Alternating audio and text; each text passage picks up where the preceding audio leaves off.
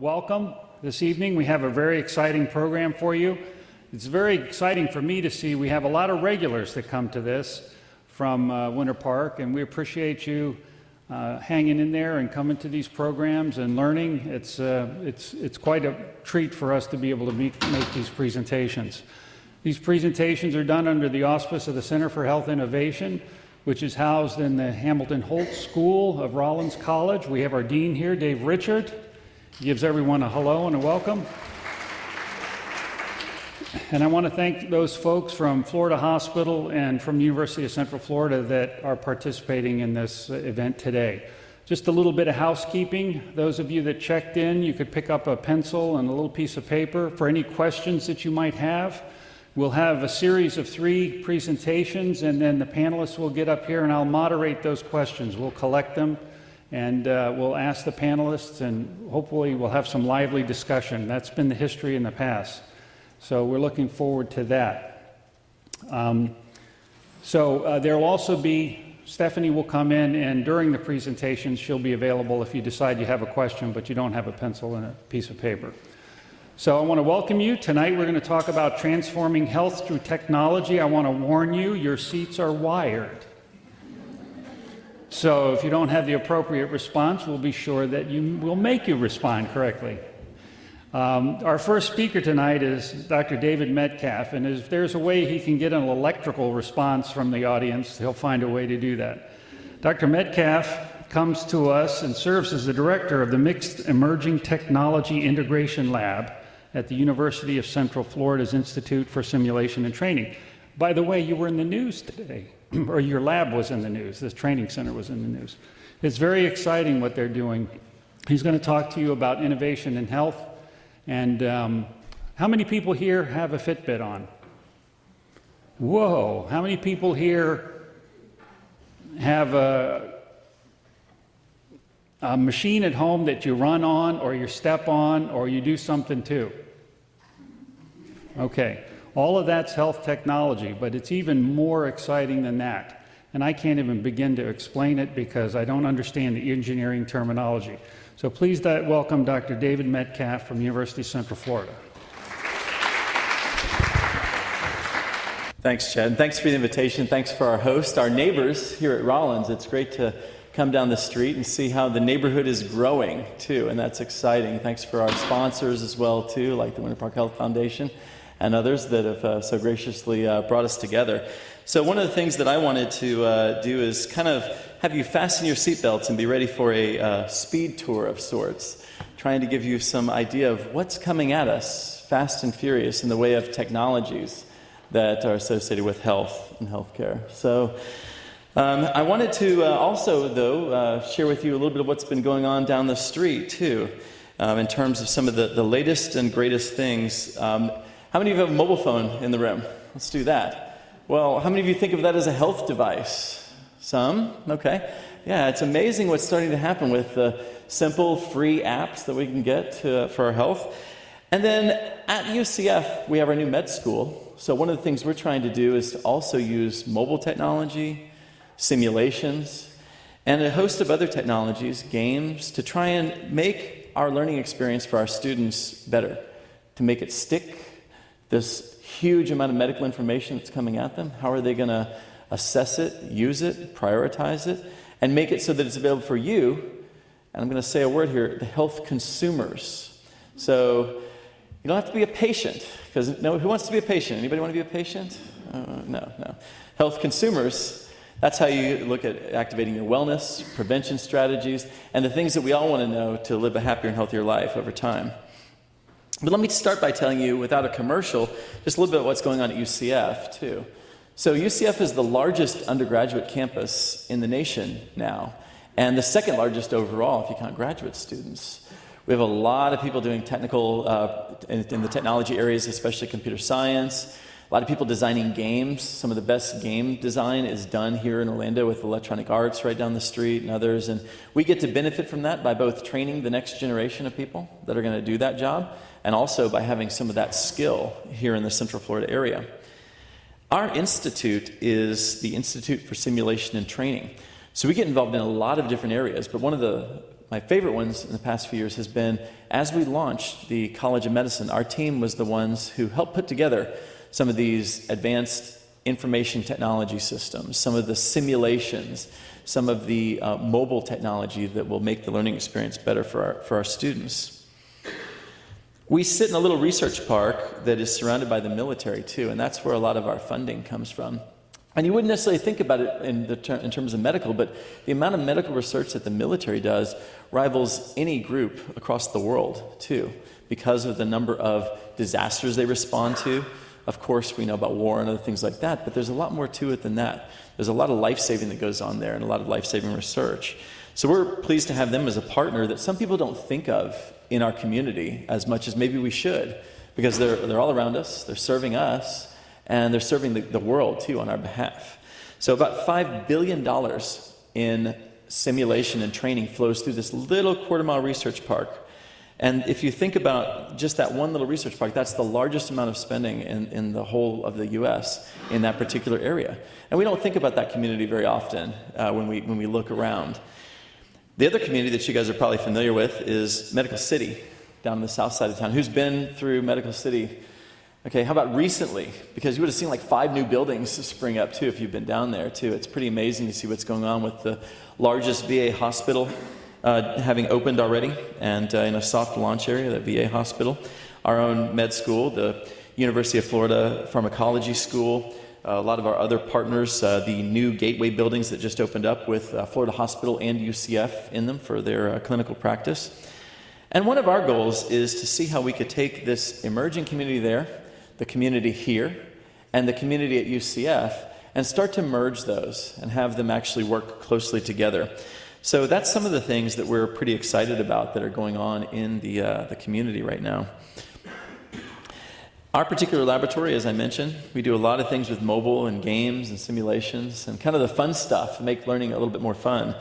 And we've done that for a number of different areas. So this is just a quick little snapshot, but I'm going to go and look at each one of these with you in a little bit more detail. It's got to be fast because we've got a short time fuse, but thought I'd share a few of those. I'm going to switch modes and go directly into a demonstration mode. Have you guys ever heard this term, M-Health? Let me think what the M stands for. It's about your mobile devices, but more importantly, probably about how mobile we are as a society and what that might mean too. So I'm going to share with you some examples from our portfolio of some of the projects we've been working on too, both at the med school and also other places. So I will give you a quick warning, not for this slide in particular, but that a few of the demonstrations are a little bit graphic because they're medical information. So I'll warn you a little bit when that happens too. But about 4 years ago, some of the medical faculty, this Dr. Juan Sandan and a few others said, you know, it'd be great if we had this whole family that we could keep track of their health over the 4 years of medical education. We called them the virtual family. They are the sickest family in Central Florida. They've got every single disease you could think of known to man. And you can see a demographic spread too, and getting to have a variety of different areas that you could work in. But 20 years of medical history that our students get to participate in a simulation that kind of plays like a game. So as you go through, it's like if you're a doctor, you have a particular case. You start the case in an electronic health record, the new way of keeping track of all your health. And then you can do things like ask questions of this young person. Each time that you ask a question, each time that you order a test or anything else, it's actually tracked in a game. So we can keep track of every single step, every single thing that they do. And over time, they actually learn, and we've shown that they actually learn better by using this technique than they do traditional means of studying in a book or other things like that. The other reason they learn a little bit better too is because while you're waiting for your chest x-ray to come back, one of the things that might happen is you might have a fictitious voicemail that comes on your phone. And it's pretending to be the mother saying, hey, you know, I think she might be smoking. We need to probably look at that if you're looking at her lungs. And the story starts to unfold, just like Mysteries in the ER or something like that, too, if you've seen some of those type of shows. And then all of a sudden you get another message, a text message or an email that says, hey, your lab work's ready. You want to come up to the front and see your x-rays, or you just want to log in on your phone and see it real quick? Well, a busy doctor logging in on their mobile device to see it's going to be a lot quicker. save them some time. And that's the type of behaviors we want to train in our young, up-and-coming doctors. So you start to have something that feels like a day in the life of a doctor. You're barraged with information from all different sources. It could be a text message from your PA. It could be something that you have to do with the patient. It could be a patient interview. And all those go together for you to give a diagnosis of what's going on in that patient's life. And you have to do this at a number of points throughout your medical career. It's part of your classes, part of your grade. But it's part of something called an integrated curriculum, where you can have all these things working together and use the power of something like simulation to produce better learning results. So that's where the tie between simulation and mobile technology and our medical education comes in. We also have a 3D studio inside of the lab that allows us to go in and create complex medical visualizations too.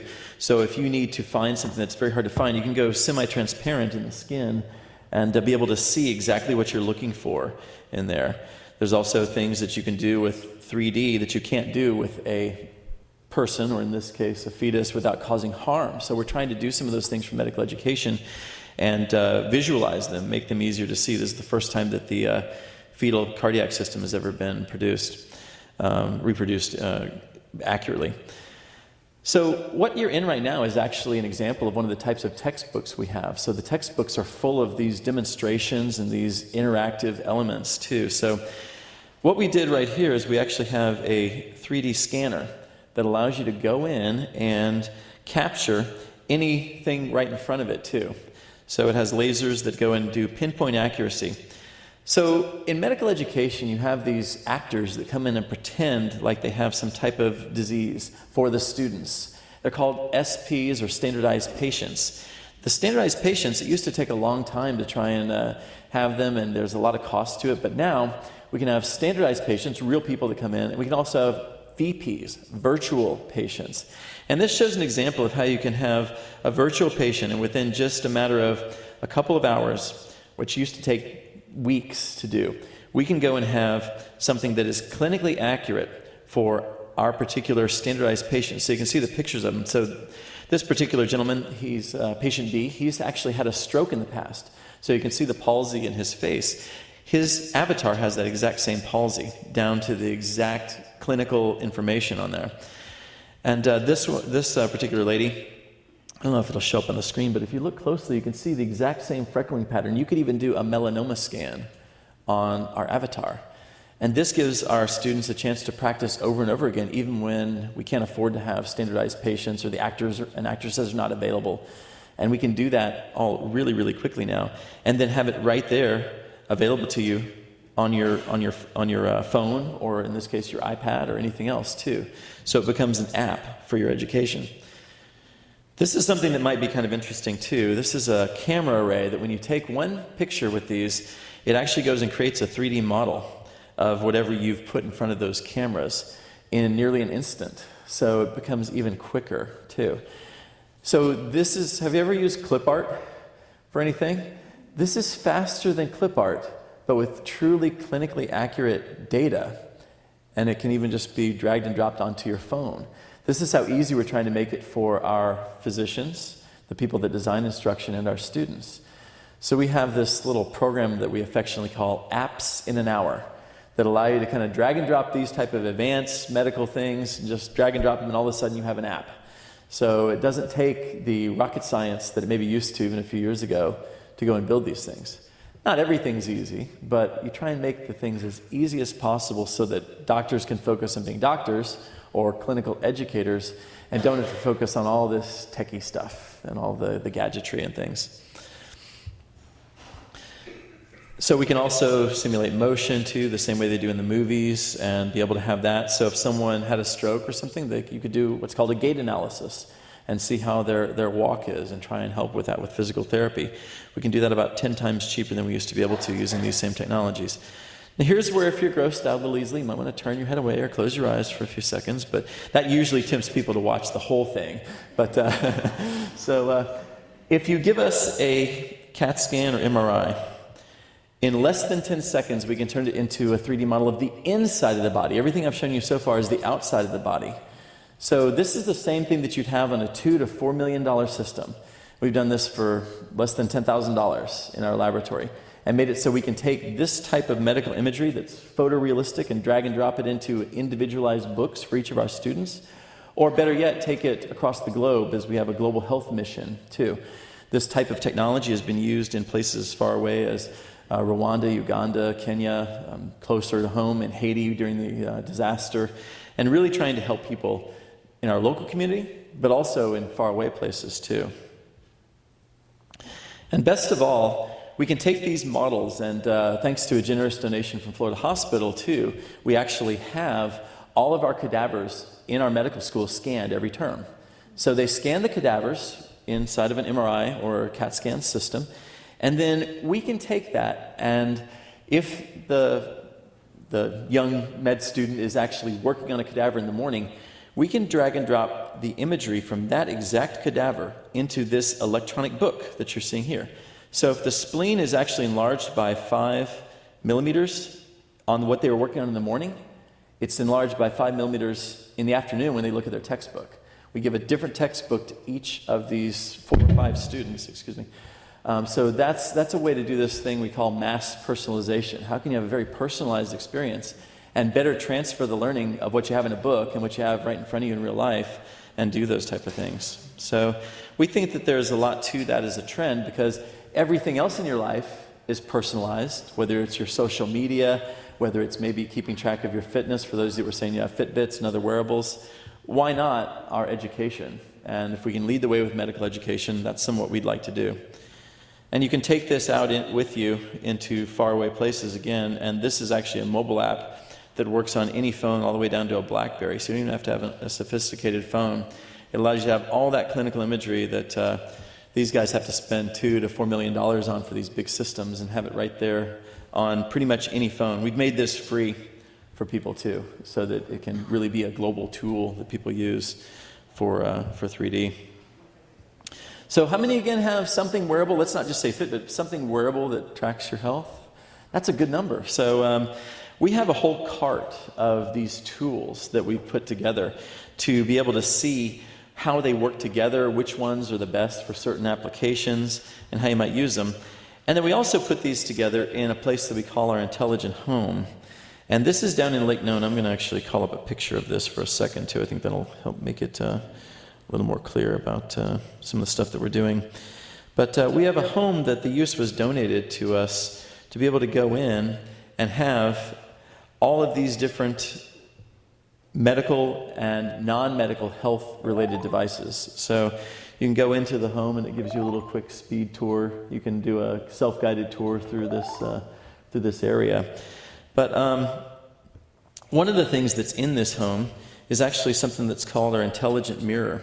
And this is a mirror that will tell you information about your health. When you walk up to the mirror, it can detect your pulse through your cheeks. I do mean the ones in your face. It's okay, you know. And you can just see your pulse through your cheeks. And then you also, if you have a pressure plate or a scale underneath, you can get your weight. Those two things could prevent a lot of problems, because it might be that you have this problem that if you gain 2 pounds of weight overnight, you actually could have a coronary episode the next day. If you're male over 45, it's like a 59% chance. So this would be proactive. If you see 2 pounds of weight gain overnight, the nurse comes on and says, "Hey, how you doing, Mr. Machado?" I'm not sure if you can hear it very well.